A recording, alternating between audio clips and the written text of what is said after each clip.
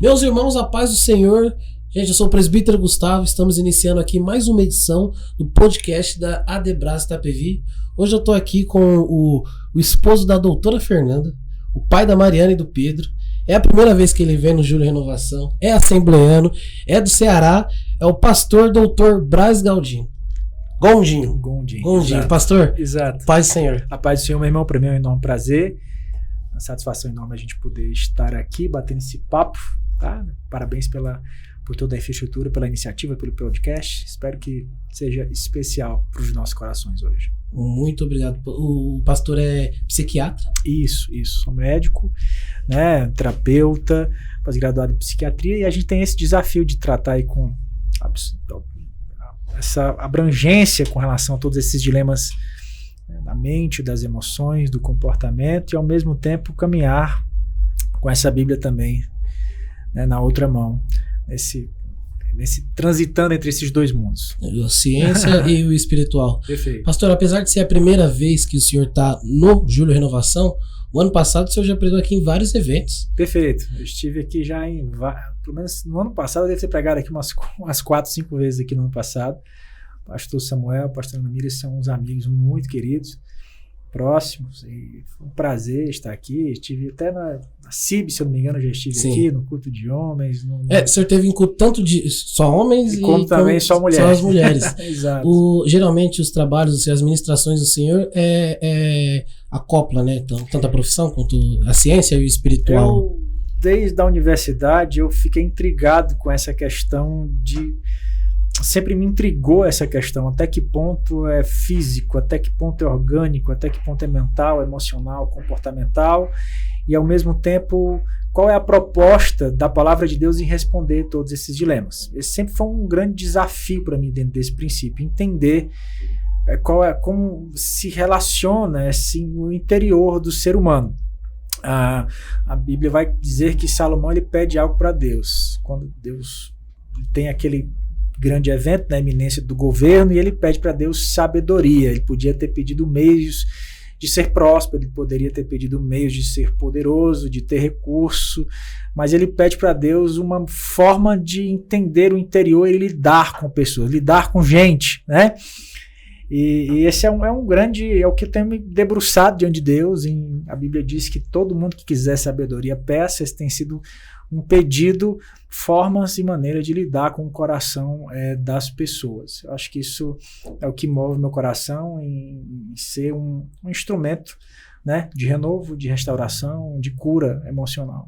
E como é que a fé e a ciência podem andar juntas assim? Esse é um grande desafio, né? Esse é um grande desafio, até mesmo porque as pessoas têm um entendimento que esses assuntos não se comunicam, o que não é necessariamente verdade. Tá? A ciência, tanto como a ciência e a sabedoria, sempre estiveram com Deus. Tá? O fato é que no futuro, esses cientistas, os cientistas que acabaram se afastando posteriormente, mas a gente sabe que existem a ciência, nesse sentido, em muitos aspectos, ela foi cristã. Existem muitos grandes cientistas da história que foram cristãos, né? E não necessariamente esses são temas que precisam andar em separado, até mesmo porque o ser humano hoje em dia ainda continua buscando na palavra de Deus a resposta para os seus conflitos, a resposta para os seus dilemas. Tem uma pesquisa feita nos Estados Unidos, onde apontou que dentro de uma igreja local, mais de 50% das pessoas, quando passam por algum tipo de dilema existencial, algum dilema pessoal, algum problema emocional, procuram primeiro ministros cristãos antes de procurar um médico, um terapeuta, um psicólogo, né? Significa dizer que nós temos esse grande desafio de responder a essas demandas, responder a esses dilemas. Afinal de contas, por que um crente, um cristão salvo, padece de questões emocionais? Por que uma pessoa crente que tem o Espírito de Deus perde a paz quando a palavra diz que ele nos deixa a paz? O fato é que todas essas perguntas têm respostas, e é isso que a gente procura transitar nesses dois ambientes para responder a todas essas questões e todos esses dilemas. Acaba sendo uma vantagem, então, ser um pastor e ser um psiquiatra. Olha, eu procuro servir da melhor forma nesse sentido, como como um socorro, como um bálsamo para servir ao corpo de Cristo da melhor forma possível. Realmente sempre tem muitas questões que são extremamente complexas, e se você responder especificamente só isso resolve, só aquilo resolve, você acaba sendo muito reducionista e acaba não... Porque o grande ponto é como essa máquina complexa, né, que é o ser humano, né, como ele funciona por dentro, todas essas engrenagens, quais são as reações baseadas nessas ações especificamente. Então tudo isso é muito relevante quando você precisa ter um diagnóstico daquilo que está acontecendo. Por que isso? Quais são as origens desses sintomas que a gente está observando aqui na superfície? O que foi construído? De onde isso veio? Quais são os comportamentos atuais que justificam a permanência desses sintomas? Tudo isso são coisas extremamente relevantes quando você pensa nesses dilemas existenciais que nós, como cristãos, enfrentamos. O senhor tem alguma experiência que possa compartilhar com a gente de alguma situação assim que ligou, né? Puxa, eu poderia... Acho que inúmeros casos, não só no sentido como ministro do Evangelho, mas também como médico no próprio consultório, assim, inúmeros casos realmente de grandes conflitos e grandes questões que a gente tem que lidar no nosso dia a dia, né? São feridas, muitas vezes feridas, traumas que permaneceram ao longo da história, situações que aconteceram que no futuro se manifestaram como sequelas emocionais. Mas para poder falar de algum exemplo específico, acredito que a melhor coisa é falar do exemplo que é mais importante do que de todos que aqui eu penso. Um pouquinho antes de se formar, entre os nossos colegas, a gente tinha um ditado que diz que o médico ele escolhe a sua especialidade. É um ditado, tá? Não sei se isso de fato é tão verdade assim. Mas vai dizer que o médico ele vai escolher essa sua área de atuação específica para se tratar com ela.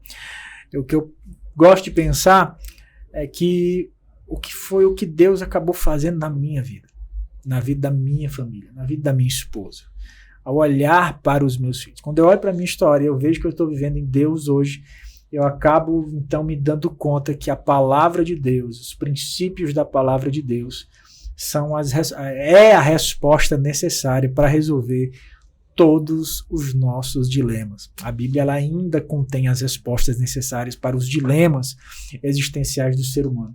Então, quando eu penso em... É claro, a gente tem inúmeros testemunhos e relatos de casos muito expressivos, mas por conta... Se eu pudesse deixar aqui hoje, para o pessoal que está assistindo, sem dúvida, é falar do que a palavra de Deus fez por mim, fez pela minha vida. Um garoto conheci o Evangelho muito cedo, né? Mas diante de tantos dilemas, de tantas questões, é claro, a gente não tem tempo aqui para falar todo o meu testemunho pessoal, mas tudo que eu conhecia de Jesus era de uma forma superficial, de uma forma muito rasa e ao mesmo tempo ter recebido um chamado de Deus sem estar no mundo é uma coisa muito complexa de se entender, né? Como é que a gente é salvo dentro da igreja? Isso é uma pergunta muitas vezes relevante a se fazer, né? E o que Deus fez na minha vida, nesse ambiente, dentro desse contexto familiar, é uma coisa que realmente não tem preço. E essa renovação que eu vivi na minha vida é o que eu procuro, como um homem de Deus, promover na vida das pessoas. Uma experiência assim... Você pode destacar entre várias uma experiência com Deus, seu tipo, essa foi marcante. Olha, eu acho que a maior de todas, assim, nesse sentido, foi... Poxa vida, são tantas. Pegou de surpresa aqui agora. Eu acho que uma grande surpresa nesse sentido foi justamente quando eu estava na universidade. E eu disse, meu Deus, o que é que tu quer da minha vida? Qual o propósito? O que o senhor quer de mim? Eu lembro que eu li um livro, eu estava estudando nessa época, era uma disciplina ali, né, da parte de doenças ocupacionais. E nesse livro, é um livro do século passado, era um livro antigo, mas falava acerca de uma maneira já ainda, de maneira muito rudimentar ali, falava acerca quais são as doenças provocadas pelo exercício da profissão, pela sua vocação, pelo seu ofício. Então, o açougueiro, quais eram os principais problemas de saúde do açougueiro? Ele tinha corte nas mãos, né? Quais os principais problemas de saúde dos pescadores? Muitos deles morriam afogados, e assim ia uma análise, abordagem acerca das dores do ofício, das dores da vocação. E aquilo me chamou muito a atenção até que chegou o autor desse livro. Ele vai falar ali sobre as doenças ocupacionais ele vai dizer do povo judeu na Europa, né? Nesse século aí, se eu não me engano, era o século 17, 18, não me recordo agora exatamente. E o que me chamou a atenção, porque era um livro que falava de profissões, e especificamente aqui ele falava de uma etnia, de um povo. E ele dizia algo muito interessante. A primeira coisa que ele dizia era que a principal problema, o dilema ali daquele ofício é porque aquele povo, as suas vestes, ele passava o tempo, ele não trocava as suas vestes, e ali, por conta das vestes envelhecidas, eles tinham infecções. Isso foi um ponto que me chamou muita atenção. Mas o segundo ponto que me chamou a atenção é que muitos deles eram oleiros. E quando eles produziam ali o vaso, eles iam trabalhar com o interior do vaso, eles se contaminavam por causa do chumbo que saía do barro. E aquilo ali me chamou muita atenção. Nessa época, especificamente, eu estava procurando um sermão, estava preparando um sermão, buscando em Deus um sermão, e isso me chamou muita atenção, porque eu disse, Deus, por que esses homens, eles adoeciam trabalhando com o interior do vaso? E ali, eu precisava entender uma forma de como servir, trabalhando com o interior do vaso, sem adoecer. E aquilo marcou muito, marcou muito. Eu pensava, eu não imaginava o que Deus ia fazer da minha vida, para onde Deus ia me levar, quais as pessoas que eu iria servir no futuro. E aquilo ficou no meu coração. Como trabalhar com o interior do vaso. E aí, como exercer o seu ofício, como exercer a sua vocação. E ainda assim, ser saudável, ser feliz, não adoecer, né? Prosperar, ser espontâneo. É porque houve doença de todo mundo, vai pegando e continuar. O desgaste do propósito. Como se manter saudável durante o desgaste desse propósito, dessa vocação, desse trabalho, desse ofício. Então isso me marcou muito. Depois desse dia isso me marcou muito, e aí eu tive que tomar algumas decisões, e essas decisões me levaram até aqui, onde eu estou agora diante de vocês, aqui para a glória do nome de Jesus. Glória a Deus por isso. Daqui a pouco tem Palavra de Deus aqui no Júlio Renovação, certo? Pastor, muito obrigado pela sua presença aqui. Eu que agradeço. Aqui.